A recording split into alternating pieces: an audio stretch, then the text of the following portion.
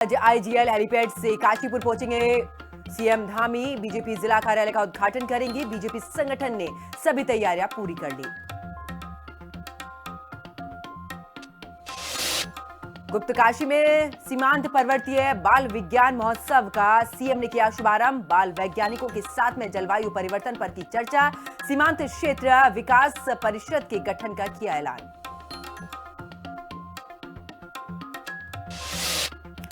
उत्तराखंड के राशन विक्रेताओं के बकाया लाभांश भाड़े का जल्द होगा भुगतान। केंद्र सरकार ने राज्य को 27 करोड़ 93 लाख रुपए की धनराशि की जारी। हरिद्वार के बहादुराबाद में गंग नहर किनारे मिला हाथी का शव। हाईटेंशन लाइन के नीचे मिला हाथी का शव। वन विभाग में मचा हड़कंप।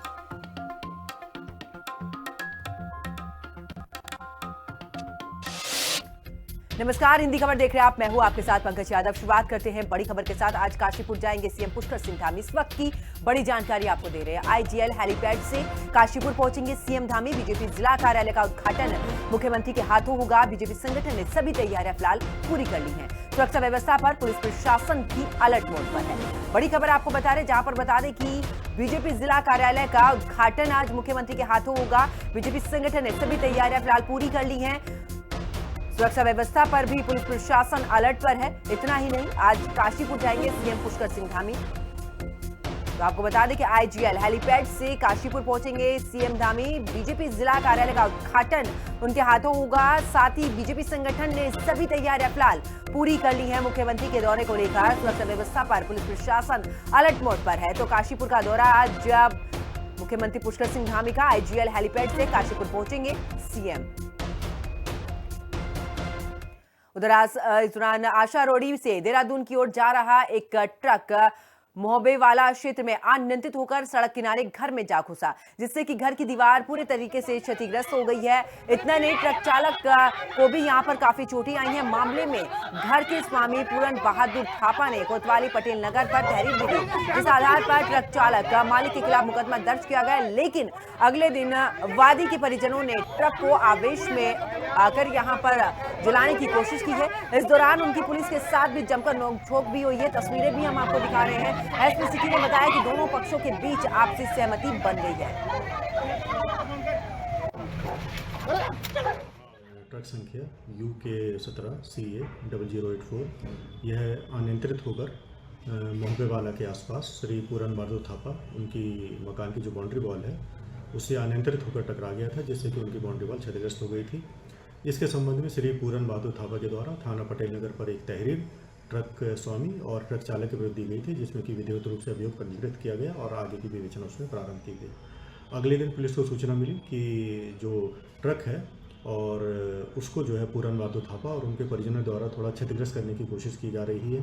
ट्रक को जो है आग लगाने का प्रयास किया जा रहा है। तो इस संबंध में तत्काल पुलिस मौके पर पहुंची और जब मौके पर पहुंची तो उनके परिजनों द्वारा ट्रक को क्षतिग्रस्त करने की और आग लगाने की कोशिश की जा रही थी, जिसमें कि पुलिस के द्वारा आवश्यक जो कार्रवाई करते हुए उसको तत्काल रोका गया, आगजनी की घटना को रोका गया और ट्रक को भी क्षतिग्रस्त होने से बचाया गया। इसके उपरांत दोनों पक्षों की जो है इसमें वार्ता की गई और वार्ता के उपरांत दोनों पक्षों की आपसी सहमति के आधार पर मामले का इसमें निस्तारण कर दिया गया है और आगे की इसमें विवेचना जारी है। मुख्यमंत्री पुष्कर सिंह धामी ने चंपावत जिले के विकास के लिए 115.23 करोड़ की लागत की यहां पर 43 विकास परियोजनाओं का लोकार्पण और शिलान्यास किया है। आपको बता दें कि मुख्यमंत्री ने कहा कि ये योजनाएं चंपावत के विकास में महत्वपूर्ण भूमिका निभाएंगी। इसके साथ ही आदर्श चंपावत का सपना साकार करने की दिशा में भी मील का पत्थर साबित होगा। इसके साथ ही मुख्यमंत्री ने भी कहा कि चंपावत जिला उत्तराखंड की आत्मा है। सरकार इसे राज्य का मॉडल जिला बनाने के लिए लगातार काम कर रही है। मुख्यमंत्री ने अधिकारियों को निर्देश भी दिए कि जिन योजनाओं का शिलान्यास किया गया है उनका काम समयबद्ध उच्च गुणवत्ता के साथ पूरा किया जाए।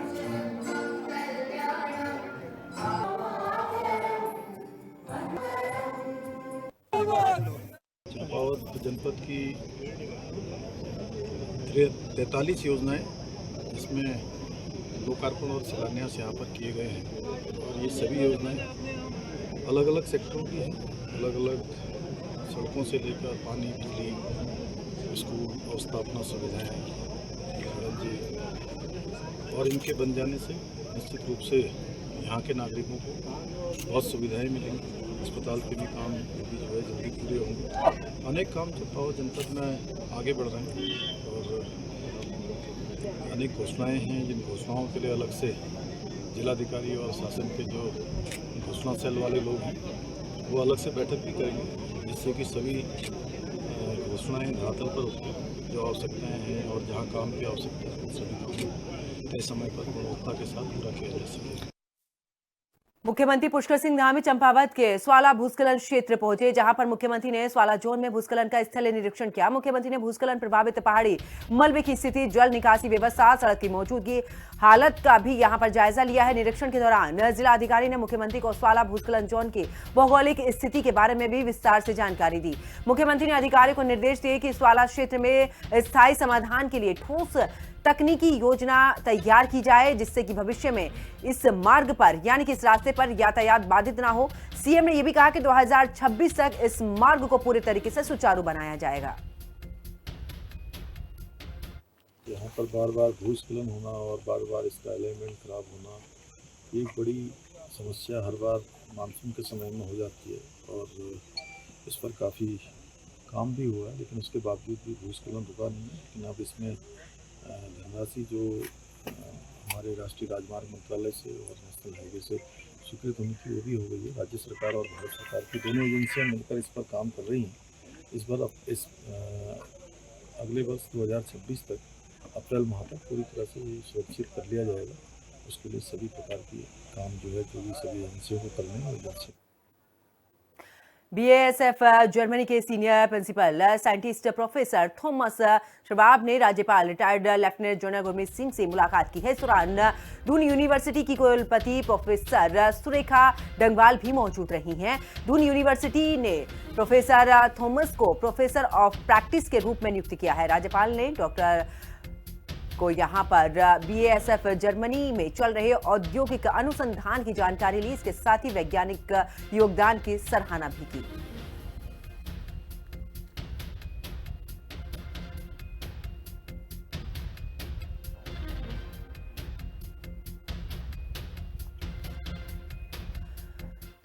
तो उधर हल्द्वानी पहुंची कैबिनेट मंत्री रेखा आर्य ने बीजेपी कार्यालय में आयोजित आत्मनिर्भर भारत स्वदेशी साथ ही इस कार्यक्रम में भी प्रतिभाग करते हुए कार्यकर्ताओं को संबोधित किया है। पत्रकारों से बात करते हुए कैबिनेट मंत्री रेखा आर्य ने कहा, प्रधानमंत्री नरेंद्र मोदी ने देशवासियों से अपील की है कि वो स्वदेशी उत्पादों की खरीदारी करें ताकि लोकल फॉर वोकल को बढ़ावा मिल सके।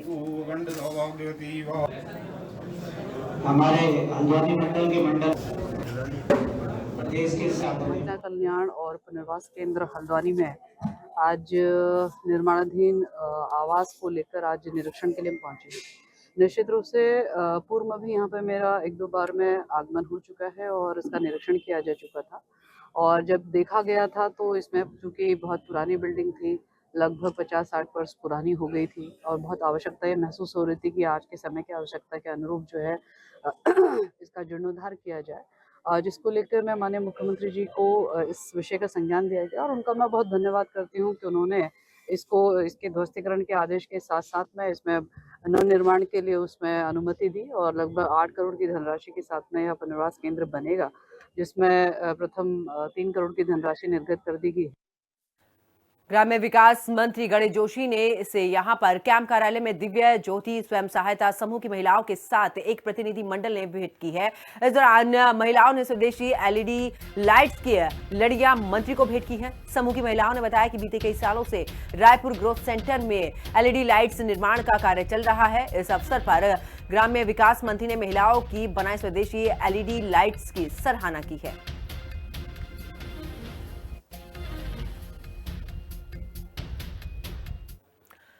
उधर वन मंत्री सुबोध उनियाल ने रामनगर वन प्रभाग के कालाढूंगी रेंज में कॉर्बेट वाटरफॉल का भी यहां पर विधिवत शुभारंभ किया है। इस अवसर पर मंत्री ने विभागीय अधिकारियों को निर्देश दिए कि सामुदायिक आधारित पर्यटन को अधिक बढ़ावा देने के लिए ठोस कदम उठाए जाएं, जिससे कि ग्रामीणों को रोजगार से जोड़ा जा सके। उन्होंने कहा कि कॉर्बेट वाटरफॉल एक आकर्षण पर्यटन स्थल है, यहाँ पर पर्यटकों को अच्छी सुविधाएं भी मिलनी चाहिए। इससे वन विभाग की आय में वृद्धि के साथ साथ स्थानीय लोगों को भी आर्थिक लाभ मिलेगा। पालिका अध्यक्ष रेखा कत्यूरा ने भी यहां पर नैनीताल रोड में खाली पड़ी वन विभाग में जंगल बनाने की भी यहां पर मांग की है। भैया पीछे हो जाओ भैया। फल की जो आज से शुरुआत हुई है सीजन की, इसके पीछे जो उद्देश्य है वो उद्देश्य यही था भारत सरकार का कि हम इको टूरिज्म के माध्यम से किस तरह नौजवानों के रोजगार दे सकें और रोजगार देने के साथ साथ आम आदमी को जो हमारी नैसर्गिक सुंदरता है जो नेचर ने हमें दी है, कि झरने हो, खूबसूरत वन हो, हमारे यहाँ के वाइल्ड एनिमल्स हो, जो आज हमारे यहाँ टूरिज्म का एक बहुत बड़ा आधार भी है। उसी इको टूरिज्म के माध्यम से आज हमने देखा कि 80-20 के रेशो में हम लोगों ने इको डेवलपमेंट कमेटी बना करके नौजवानों को रोजगार देने का निर्णय लिया था। इससे फिर आगे कि जब जंगलों से अपनी आजीविका जुड़ेगी तो कहीं ना कहीं जंगलों को बचाना भी लोग अपना फर्ज समझेंगे। कि आज इसलिए मैंने कहा कि उत्तराखंड में खासकर कुमाऊं एरिया में अगर आप देखेंगे कॉर्बेट लाखों लोगों को रोजगार देने का काम कर रहा है। आज माननीय वन मंत्री जी के कर कमलों से कॉर्बेट हॉल का शुभारंभ उद्घाटन किया गया है। कॉर्बेट हॉल नैनीताल जिला ही नहीं पूरे उत्तराखंड का एक सुंदर खूबसूरत प्राकृतिक संपदाओं से परिपूर्ण स्थल है। यहाँ पर बाहर से आए सैलानी उत्तराखंड के सुंदर जंगल, यहाँ की जल स्रोत, यहाँ के वन्य जंतु से परिपूर्ण स्थल कॉर्बेट हॉल का दर्शन कर काफ़ी खुश रहते हैं और उत्तराखंड की एक अपार सांस्कृतिक व समृद्धि जो हम जल जंगल से है उसको अपने मन में बिठाकर लौटते हैं और उत्तराखंड की सुंदरता। खबर कोटद्वार से है, जहां पर प्रदेश में होने वाले 2027 विधानसभा चुनाव को देखते हुए बीजेपी एक्टिव मोड में आ चुकी है। इसी सिलसिले में ओबीसी मोर्चा बीजेपी के प्रदेश अध्यक्ष नेत्रपाल मौर्य कोटद्वार पहुंचे। उन्होंने धामी सरकार की सराहना करते हुए कहा कि 2027 विधानसभा चुनाव में ओबीसी जो वर्ग है उसके सहयोग से भारतीय जनता पार्टी एक बार फिर से सरकार बनाने जा रही है। पूरे प्रदेश का भारतीय जनता पार्टी के हर कार्यकर्ता अपने नवनियुक्त प्रदेश अध्यक्ष माननीय नेत्रपाल मौर्य जी आज प्रथम आगमन पर कोटद्वार में बहुत उत्साह है और ओबीसी समाज का बहुत बड़ा वर्ग आज बड़ा उत्साहित है इनके आने पर और बहुत स्वागत में जगह जगह कार्यक्रम रखे गए हैं। पाल समाज का, सैनी समाज का है और अपने ठाकुर हिंदू नाई समाज का भी है। विश्वकर्मा समाज का बहुत बड़ा स्वागत हुआ है और अपने जो है कंबोज समाज का भी स्वागत सब लोग जगह जगह कार्यक्रम कर रहे हैं। तो बहुत अच्छा, मैं तो ये महसूस कर रहा हूँ कि कोटद्वार में प्रथम आगमन पर बहुत अच्छा स्वागत चल रहा है और ओबीसी वर्ग का एक बहुत बड़ा जो है योगदान रहता है हमेशा सरकार बनाने में 52% के। समाज बढ़ चढ़कर हर सीट पर बहुत बड़ी संख्या में रहता है, बहुत बड़ा वर्ग है अति पिछड़ा समाज।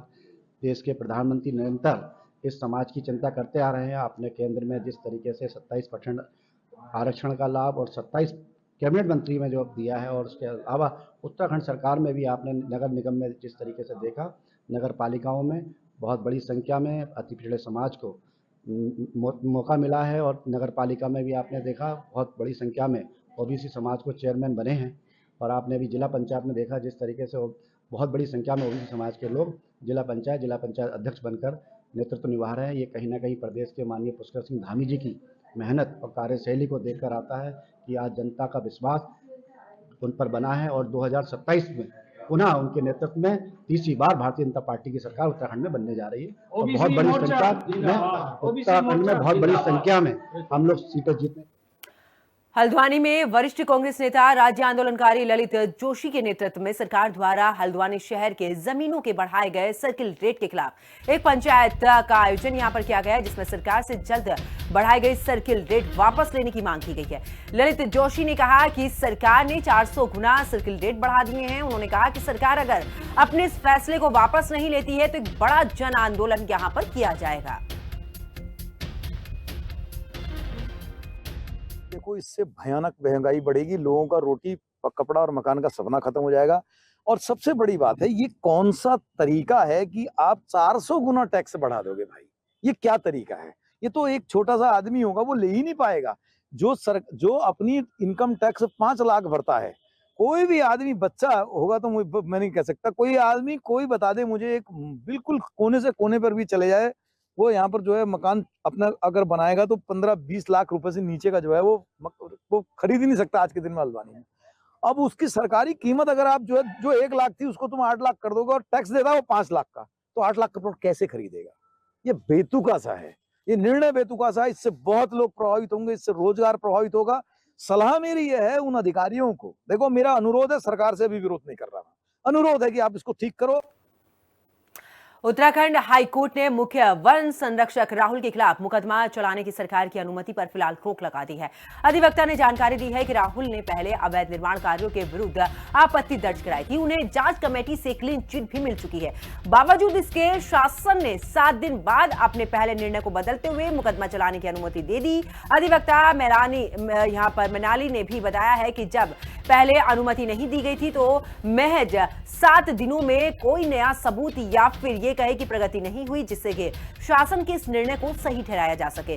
इस आधार पर कोर्ट ने सरकार के आदेश पर अंतरिम रोक लगा दी है।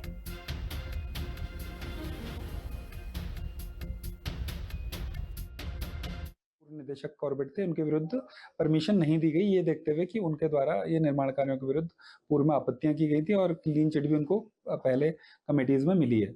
इसके बाद कुछ मीडिया ट्रायल और कुछ और चीजें होने के बाद इसमें 7 दिन बाद दोबारा से शासन ने अपने निर्णय को बदल दिया और मुकदमा चलाने की अनुमति दे दी, जिस आदेश को यहाँ चुनौती दी गई थी। और ये कहा गया था कि जब एक बार मुकदमा चलाने की अनुमति नहीं दी गई तो 7 दिन में ऐसा कोई नया मटेरियल प्रोड्यूस नहीं हुआ जिसमें अनुमति दे दी जाए, तो इस आधार पर उसको चुनौती दी गई थी। कोर्ट ने अभी फिलहाल जो सरकार द्वारा मुकदमा चलाने की अनुमति दी गई थी उस पर रोक लगा दी है और सीबीआई में कोर्ट में जो मिसलिनियस केस दर्ज हुआ है उसमें भी सिर्फ एक इन अधिकारी के विरुद्ध कार्रवाई पर रोक लगा दी है, बाकी अन्य लोगों के खिलाफ कार्रवाई चलती रहेगी। जो पाखरों में निर्माण कार्य हुए थे उसको लेकर सीबीआई जांच हुई थी और सीबीआई जांच के बाद कुछ अधिकारियों के विरुद्ध चार्जशीट फाइल की गई थी, जिसमें कि जो ये अधिकारी हैं पूर्व निदेशक कॉर्बेट पार्क, इनके भूमिका के बारे में ये आया था। जो 2 जांचें हुई थी, विभागीय जांच और एक सेंट्रल एम्पावर्ड कमेटी की, उसमें इनको क्लीन चिट दी गई थी। कहा गया था क्योंकि इनका सुपरवाइजरी रोल था। अब खबर विकासनगर से है, जहां पर देहरादून जिलाधिकारी सविन बंसल ने सभी अवैध प्लॉटिंग इसके साथ ही सरकारी भूमि पर किए गए निर्माणों को ध्वस्त करने के निर्देश दिए हैं। आपको बता दें कि जिलाधिकारी के निर्देश पर कार्यवाही करते हुए तहसीलदार विवेक राजौरी के नेतृत्व में तहसील प्रशासन की टीम सेलाकुई क्षेत्र में पहुंची है, जहां पर प्रशासन की टीम ने ईस्ट हॉप टाउन में अवैध रूप से की जा रही प्लॉटिंग को जेसीबी मशीन की मदद से ध्वस्त कराया।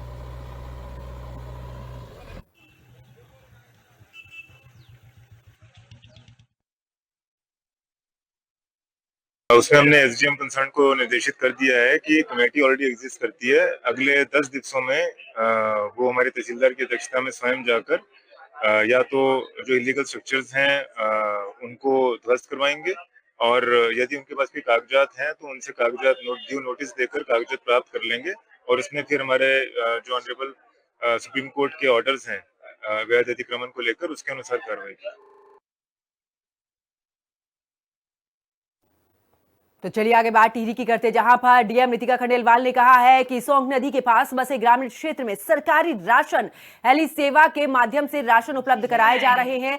डीएम ने यह भी कहा कि सोंग नदी के पास बसे ग्रामीण क्षेत्र के लोगों को आपदा के दौरान कई परेशानियों से जूझना पड़ा था। अब धीरे धीरे हालात फिलहाल सामान्य होने लगे हैं, लेकिन ग्रामीण क्षेत्र में के लोगों की अगर बात करें तो आवागमन में भारी परेशानी उन्हें उठानी पड़ती, इसलिए सरकारी राशन हेली सेवा के जरिए भेजा जा रहा है।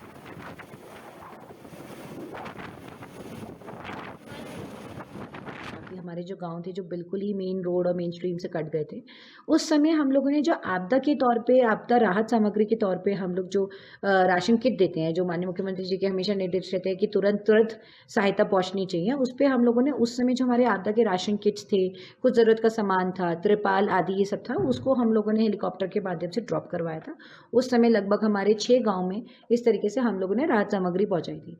उसके बाद जब हमने देखा कि वहाँ पर जो हमारे कुछ ऐसे गाँव हैं जो बिल्कुल सोंग नदी से लगे हुए हैं, जैसे रगड़ गाँव, चिफल्टी, तोलिया काटल, उन सब गाँव में भी हमने जहाँ जहाँ संभवतः हम लोग जो हमारा नॉर्मल राशन, जो हमारा मंथली राशन जो हम सरकारी सस्ता गला दुकानों से देते हैं, वहाँ के भी पहुँचने की संभावनाएं कम लग रही थी, क्योंकि रोड रेस्टोरेशन का वर्क चल रहा था, but it would have taken time.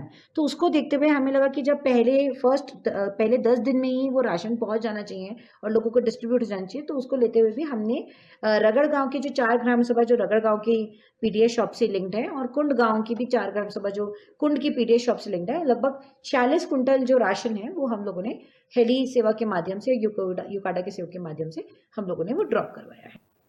चलिए खबर उत्तरकाशी से के यमुनोत्री से है, जहां पर जिला पंचायत अध्यक्ष निर्वाचित होने के बाद पहली बार यमुनोत्री जो धाम पहुंचे हैं जिला पंचायत अध्यक्ष रमेश चौहान ने यात्रा व्यवस्था का जायजा लिया। यमुना मंदिर में पूजा अर्चना कर देश के साथ ही प्रदेशवासियों की सुख समृद्धि की कामना उन्होंने की है। यमुनोत्री से लौटने के बाद पड़कोट में आयोजित पत्रकार वार्ता में चौहान ने कहा है कि इस वर्ष 1 सप्ताह बाद यमुनोत्री धाम के कपाट शीतकालीन के लिए बंद कर दिए जाएंगे।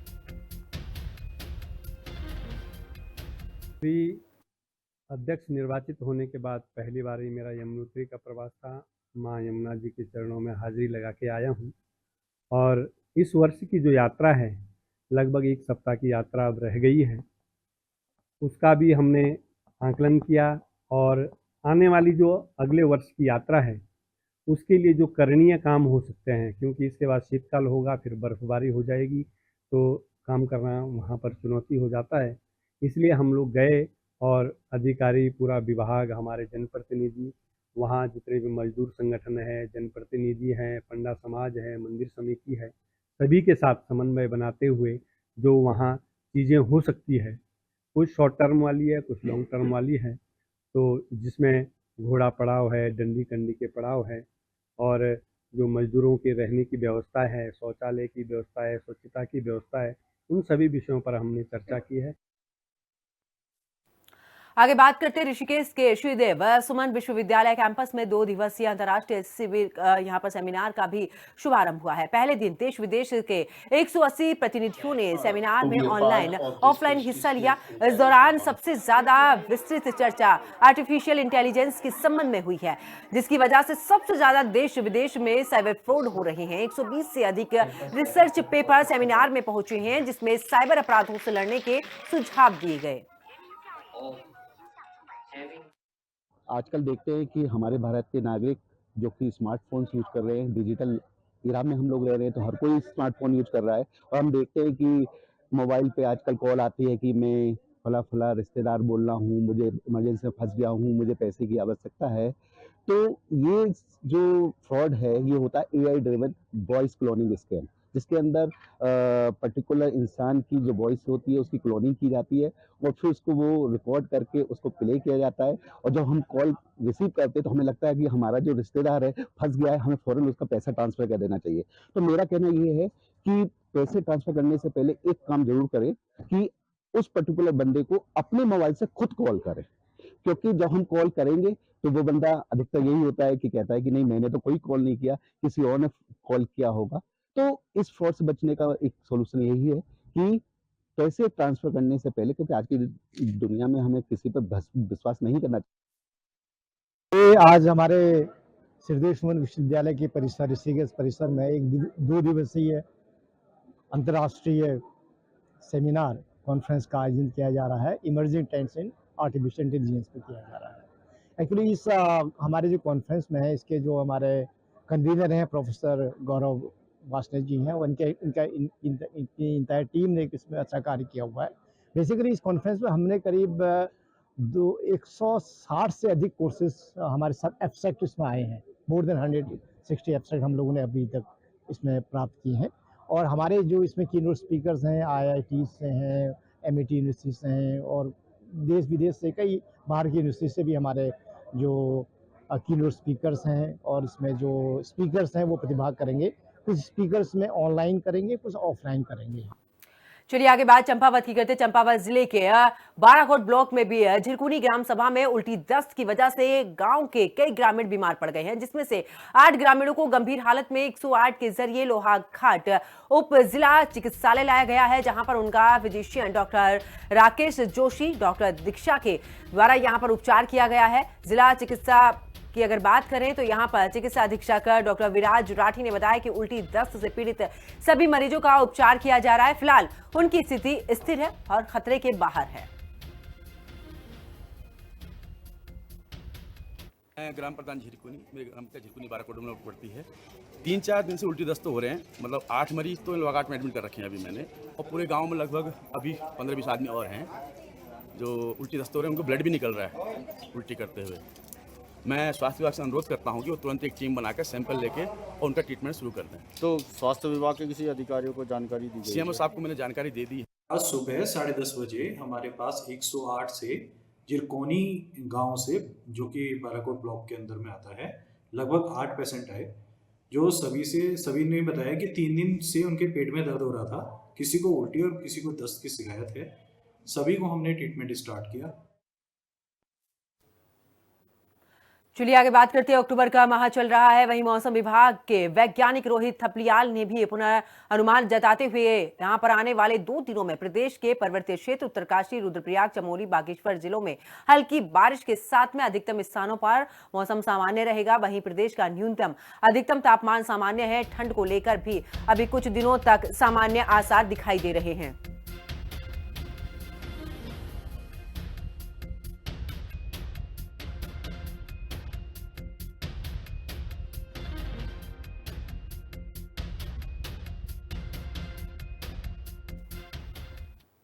इस बुलेटिन में फिलहाल इतना ही। आप देखते रहिए हिंदी खबर।